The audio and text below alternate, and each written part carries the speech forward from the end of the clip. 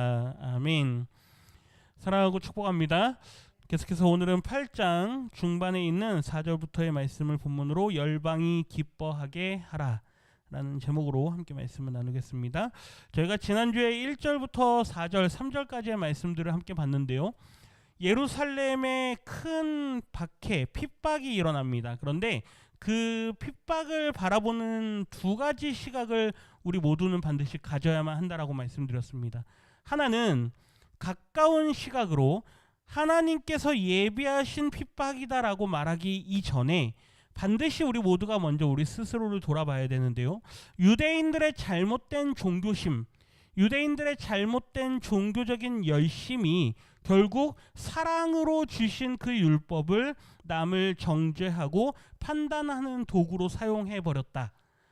그래서 예루살렘에 일어났던 그 박해는 유대인 형제들이 같은 유대인이지만 예수를 따르는 무리들을 박해하고 핍박하는 일이었다라는 것이죠. 우리 스스로에게도 돌아봐야 된다라고 말씀드렸습니다. 사랑이 없는 종교는 그저 하나의 종교적인 행위에 지나지 않는다. 그러나 우리가 믿는 이 기독교 신앙은 종교 이상을 넘어서는 사랑의 그 본질을 다루는 것이라는 것이죠. 하나님께서 유대인들에게 주셨던 율법은 사랑을 그 근거로 합니다. 하나님을 사랑하고 이웃을 사랑하라. 그런데 그 율법의 정신은 다 잃어버리고 이제 율법의 조항만 남아서 그 조항을 어겼다라는 근거로 스데반을 잡아 죽이는 일이 그 바로 앞에 일어난 일이었죠. 그 일이 촉발이 돼서 이제 유대인들이 많은 예수 믿는 자들을 박해하는 일이 일어났습니다. 이게 우리가 먼저 우리 스스로에게 적용하고 그 다음에 이제 오늘 보게 될 말씀에 하나님께서 그렇게 일어난 인간의 잘못된 죄악으로 인해서 일어난 박해지만 그 박해조차도 하나님께서 전도의 방법으로 사용하신다라는 걸 오늘 우리는 말씀을 통해서 보게 되는 것이죠. 그래서 이 박해는 하나님께서 계획하신 겁니다. 이렇게 먼저 말하면 될까요? 안 될까요? 안 됩니다.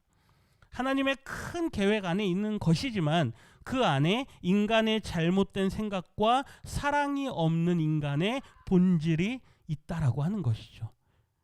네, 이것을 우리는 좀 이해를 하고 말씀을 봐야 됩니다.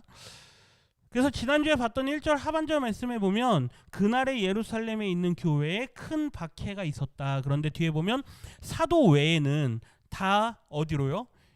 유대로, 예루살렘 그 성을 넘어선 땅을 말합니다. 그리고 사마리아 모든 땅으로 사람들이 다 흩어졌다. 제가 좀 전에 말씀드린 것처럼 지난주의 말씀의 내용처럼 분명히 인간의 사랑 없는 열심이 일으킨 박해입니다. 그러나 오늘 이 성경 사도행전을 기록하고 있는 누가는 그것을 뛰어넘으시는 하나님의 큰 계획으로 그 모든 사건을 해석하고 있는 것을 볼 수 있습니다. 이제부터 우리는 누가의 역사를 해석하는 그 시각을 따라갈 건데요. 그것의 근거가 되는 게 사도행전 1장 8절 말씀이죠. 우리 같이 한번 읽어보겠습니다. 예루살렘과 온 유대와 사마리아와 땅끝까지 이르러 내 증인이 되리라. 아멘. 너희에게 성령이 임하면 너희가 권능을 받게 될 것이고 너희가 증인이 될 것이다 라는 그 예수님의 말씀. 그리고 예수님께서 영역이 확장되어지는 그것을 말씀하셨습니다. 예루살렘에 성령의 충만함이 임했고 많은 사람들이 주님께로 돌아왔습니다. 그런데 그 땅에 폭탄과 같은 박해가 일어나니까 예루살렘을 넘어서서 오늘 본문 말씀처럼 어디로요? 유대 땅으로 그리고 사마리아 땅의 모든 곳으로 사람들이 흩어집니다. 이 똑같은 유대 땅과 사마리아 땅과 모든 땅으로라고 하는 이 워딩은 사도행전 1장 8장에 나오는 예수님의 말씀을 근거로 하는 거죠. 그러니까 누가는 되어진 일들을 해석하면서 박해가 일어난 건 분명 잘못된 유대인들의 열심히 촉발시켰지만 그럼에도 불구하고 그걸 하나님께서는 무엇으로 바꾸신다? 선으로 바꾸신다. 하나님의 선하신 계획으로 이 모든 유대인들의 핍박을 틀어버리시는구나. 이제 여기서 우리가 한 가지 보게 되는데요.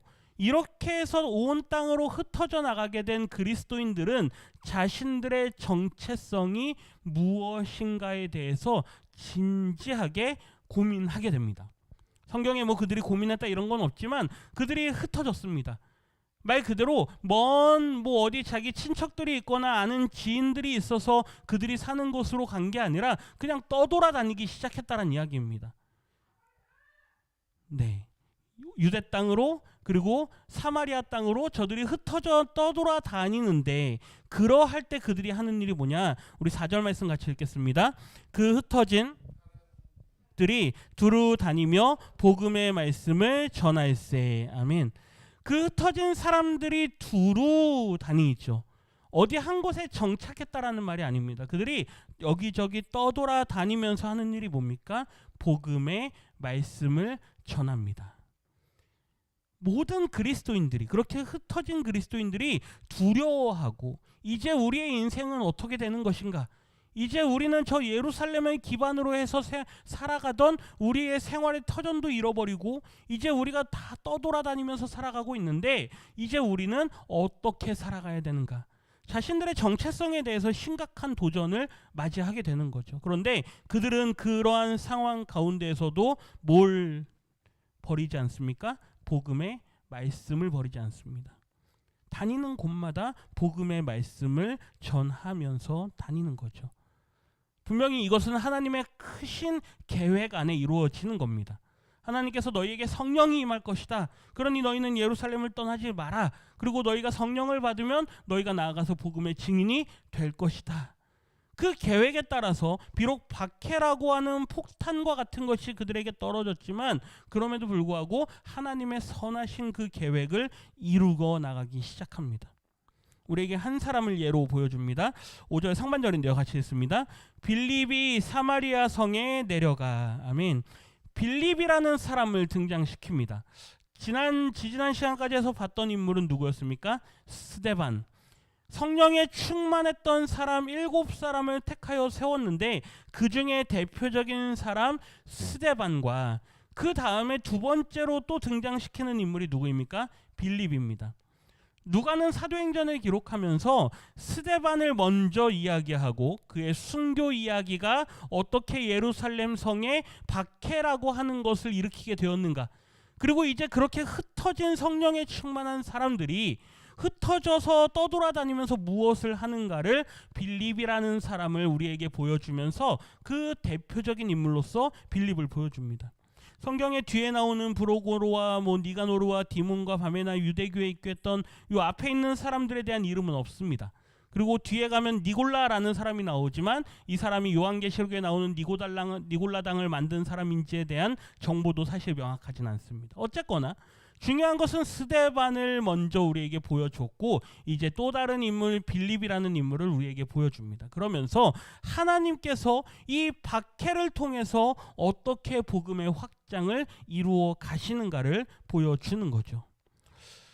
우리 5절 하반절 말씀 읽겠습니다.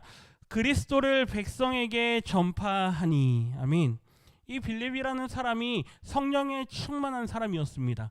스데반과 마찬가지로. 그리고 그 박해로 인해서 그가 비록 예루살렘에 거하지 못하고 이제 떠돌아다니는 그러한 상황에 처하게 됐는데, 그 역시도 무엇을 하느냐? 4절의 끝에 나왔던 모든 흩어진 사람들이 다니면서 복음을 전했던 것과 마찬가지로 그 대표적인 인물이 누구냐?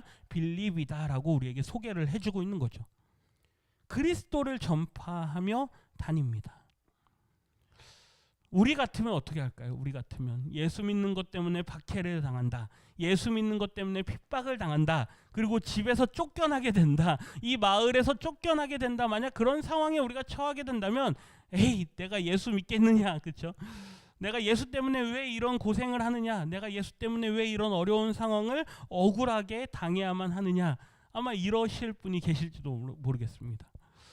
당장 저부터도 그럴 것 같은데요. 당장 저부터도 내가 무슨 예수 믿는 것 때문에 이렇게 어려운 일을 당해야 돼, 아마 그러면서 원망하고 불평할지도 모르겠습니다. 그런데 오늘 사도행전에서 우리에게 보여주는 초대교회의 그 성령의 충만함을 받았던 성도들은 비록 그들이 극심한 박해 가운데 있었음에도 불구하고 무엇 때문에요? 예수 때문에.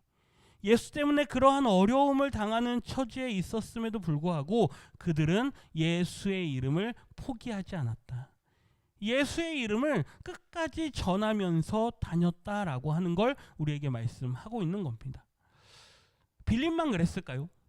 아니죠. 이미 4절에 이미 말씀하잖아요. 그 흩어진 많은 사람들이 다니면서 뭐 하더라? 복음의 말씀을 전하더라. 빌립도 마찬가지인 건 그저 대표로 보여주는 것뿐입니다. 6절 말씀 같이 한번 읽어보겠습니다. 무리가 빌립의 말도 듣고 행하는 표적도 보고 한 마음으로 그가 하는 말을 따르더라. 아멘. 무리가 빌립의 말도 듣고 또 그의 행하는 표적도 보고 한 마음으로 그가 하는 말을 따르더라. 제가 성경에 빌립을 대표적인 예로 우리에게 보여주고 있지만 아마 많은 사람들이 다니면서 복음의 증거자로서의 삶을 살았을 겁니다. 그 중에는 어떤 사람들이 병 고치는 은사가 그들에게 나타나기도 했겠죠. 그 중에는 어떤 사람들에게 말씀의 은혜가 있었을 겁니다. 흩어져서 복음을 전하던 그 많은 사람들이 아마 지역마다 다니면서 복음을 전하고 많은 사람들이 예수님께로 돌아오는 일들이 있었을 겁니다. 그래서 그 땅에 교회들이 세워지게 된 거죠. 대표적으로 세워진 교회가 어디입니까? 로마 교회입니다. 로마 교회는 자생적으로 세워진 교회입니다. 이렇게 예루살렘에 어떤 이유로인지 모르겠지만 왔다가 그곳에서 복음을 듣고 다시 로마로 돌아가서 그곳에서 믿는 사람들이 자연스럽게 생겨난 교회. 그 교회가 로마 교회입니다. 그러니까 당시에 많은 사람들이 흩어져 다니면서 복음을 전할 때 이 빌립의 말과 같이 또 빌립의 행하는 어떤 그러한 능력과 같이 많은 사람들이 예수의 이름으로 그러한 능력도 행하고 말씀도 전하는 일들이 분명히 있었을 거란 얘기죠. 대표적으로 우리에게 빌립을 소개하는 겁니다. 우리 성도님들에게도 나아가서 복음의 말씀을 전할 때 그 복음의 말씀의 능력이 나타나게 될 줄 믿습니다. 그러기 위해선 성령의 충만함으로 가득 차셔야겠죠.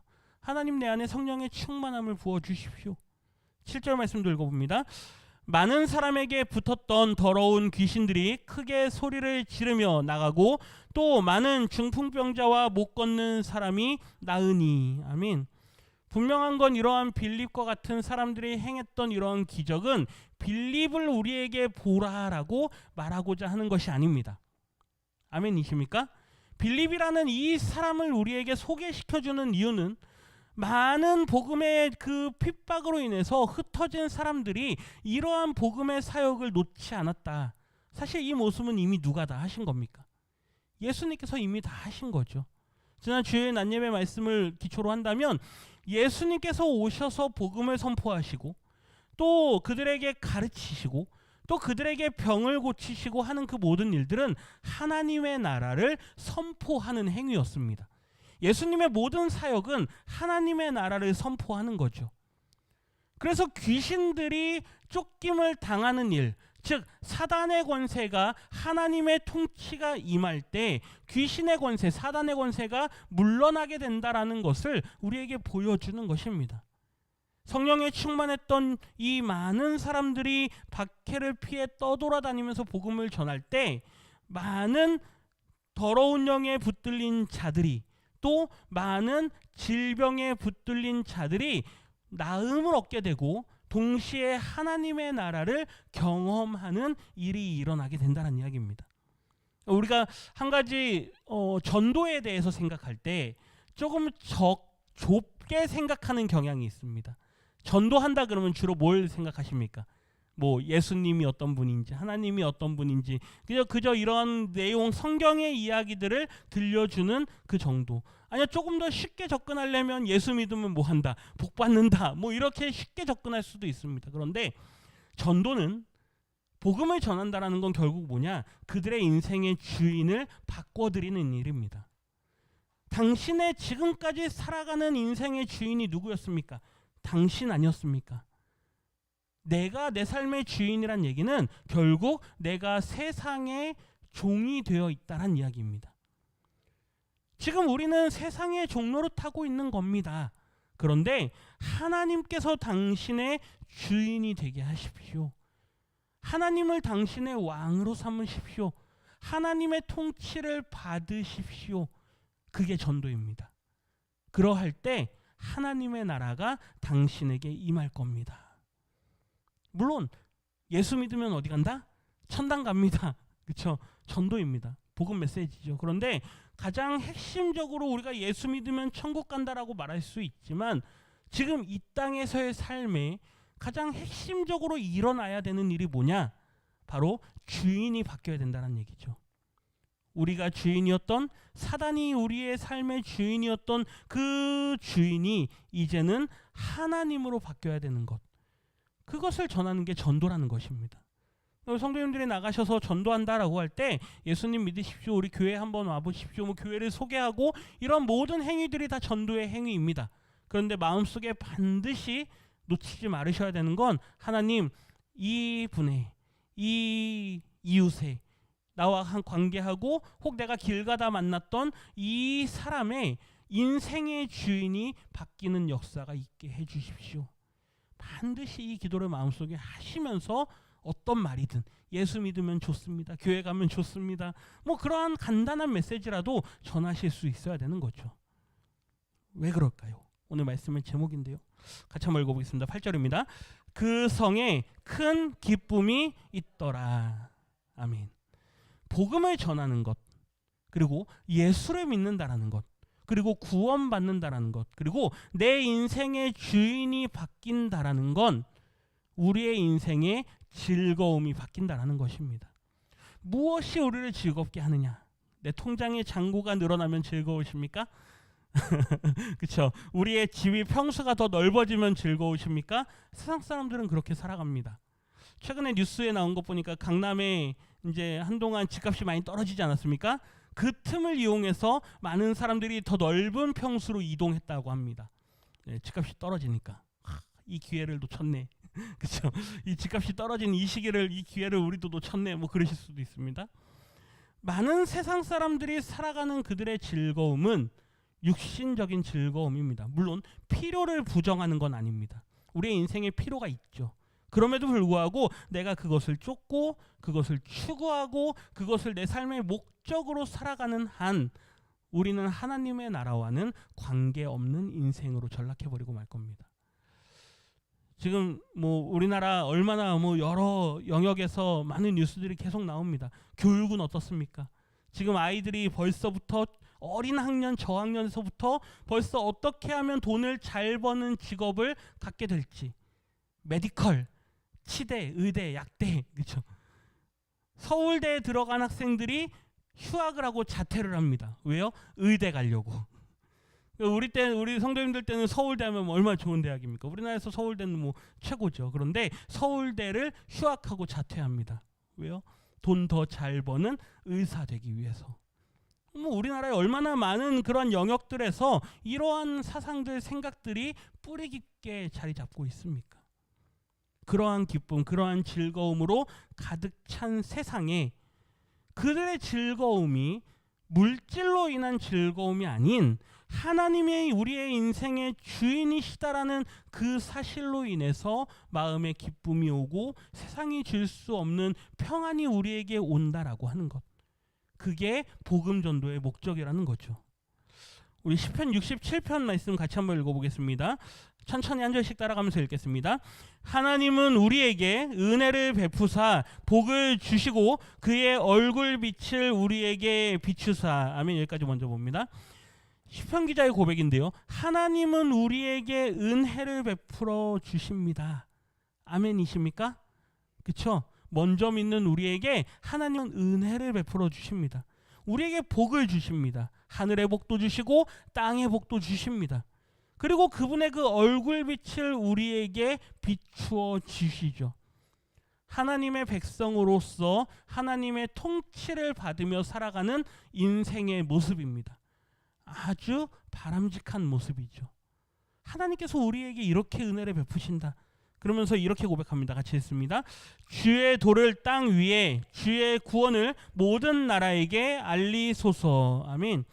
하나님의 그러한 구원의 은혜를 경험하는 백성들, 그리고 하나님의 얼굴빛을 받은 그 성도들을 통하여서 주님의 도를 이 땅 위에, 그리고 주의 구원을 모든 나라에게 알리게 해 주십시오.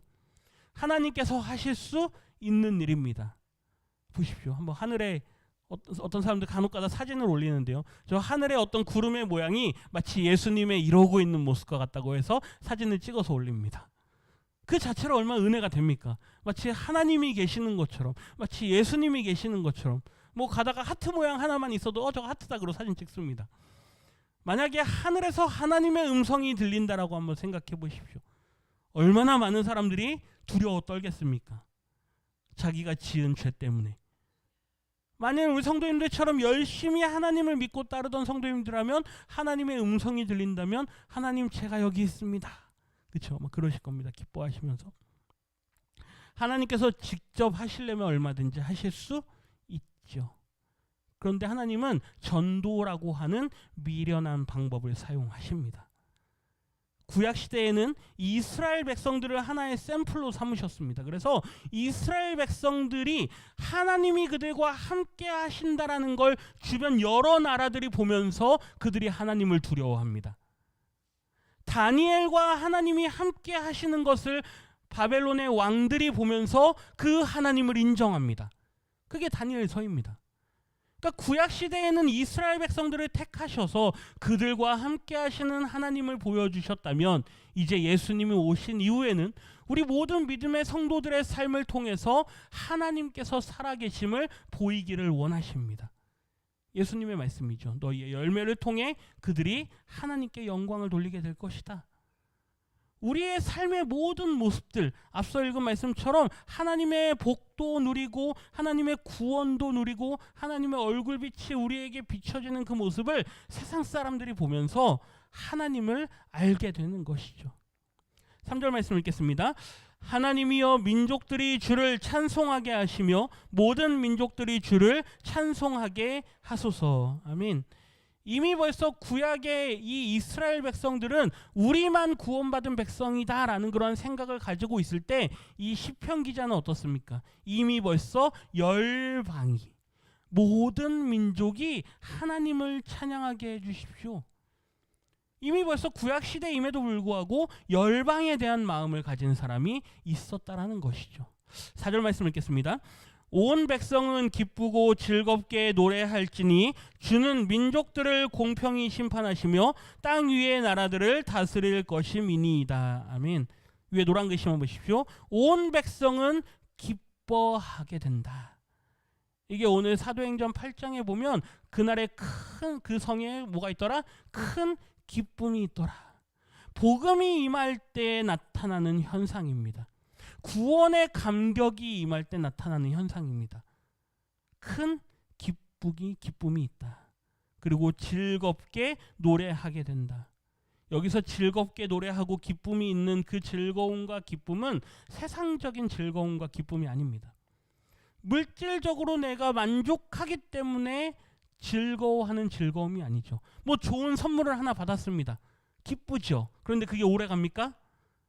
제가 지난주인가요? 엔트로피 법칙을 말씀드렸습니다. 모든 물질은 시간이 지나면 무질서해진다. 아무리 새 제품을 제가 좋은 걸 받았어도 시간이 지나면 어떻게 됩니까? 다 망가집니다. 고장납니다. 그러면 그 즐거움도 어떻게 됩니까? 빠르게 사라집니다. 꽃은 시들죠. 풀은 마릅니다. 그러나 영원하신 하나님의 말씀은 영원하다라는 그 말씀을 우리가 기억하는 거죠. 그 영원하신 기쁨이, 그 영원한 즐거움이 우리의 인생에 찾아올 때 우리가 하나님을 기뻐하고 하나님을 즐거워하게 된다는 것입니다. 적어도 이 자리에 앉아 계신 우리 성도님들은 그 즐거움을 맛보고, 그렇죠? 물고 씹고 뭡니까? 맛보신 분들이십니다. 그 은혜를 누리신 분들이시죠. 그렇기 때문에 이 수요일 이 시간에 나와서 앉아 계시는 겁니다. 비가 오나 눈이 오나 날씨가 추우나 교회가 더우나 하나님을 예배하는 그 즐거움을 아시기에 짧은 시간 왔다 가더라도 우리가 와서 함께 모여서 예배하고 하는 그것을 계속해서 해나가는 거죠. 그런데 우리만 그 즐거움을 누리느냐? 그게 아니란 이야기입니다. 오늘 성경은 우리에게 분명히 말씀합니다. 열방이 기뻐하게 하라. 열방이라는 것은 물론 선교적인 어떤 지역적인 확장을 이야기하는 거지만 이것이 단순히 그럼 우리가 뭐 땅끝까지 가야 되나? 이런 걸 말씀하는 건 아닙니다. 우리가 가지 못하면 보내고, 보내지도 못하면 기도하고, 그것도 못하면 내 주변에 있는 예루살렘부터, 내 옆에 있는 이웃들부터 그들에게 그들의 통치가 하나님으로 바뀌게 하는 그 일을 감당하는 것. 그러할 때 그들이 뭐 하게 된다? 기뻐하게 된다. 그 일을 감당하는 것이 누구냐? 오늘 성경에서는 빌립이라는 사람을 예로 보여줬지만 이제 다음 주에는 저희가 빌립이 하는 사역들을 보게 됩니다. 그러나 흩어져 다니던 그 모든 사람들이, 성령에 충만한 모든 사람들이 다니면서 복음의 말씀을 전합니다. 우리 성도님들은 어떻게 하시겠습니까? 다니시면서 뭐 하시겠습니까? 전하십시오. 복음 전하십시오. 기회가 있든지 없든지, 누구를 만나든지, 뭐 제가 말을 유창하게 못하면 어떻게 해요? 교회 한번 오세요. 그렇죠? 뭐 간단하게라도 교회를 소개하십시오. 그렇게 할 때 그것이 복음의 메시지로 바뀌고 하나님께서 그들의 마음 가운데 그것이 심겨져서 언젠가는 열매로까지 맺혀지게 되는 그러한 귀한 은혜가 있을 줄 믿습니다. 불평하지 마시고 그렇죠. 자꾸 다니시면서 뭐 누구 흉보는 얘기 그런 거 하지 마시고 그냥 교회 얘기만 하십시오. 교회 얘기만. 뭐 자랑할 거 많지 않지만 그래도 교회를 열심히 자랑하십시오. 그럴 때 하나님께서 귀한 은혜를 이 지역 가운데 또 우리의 삶에 베풀어 주실 줄 믿습니다. 기도하겠습니다. 하나님 감사합니다.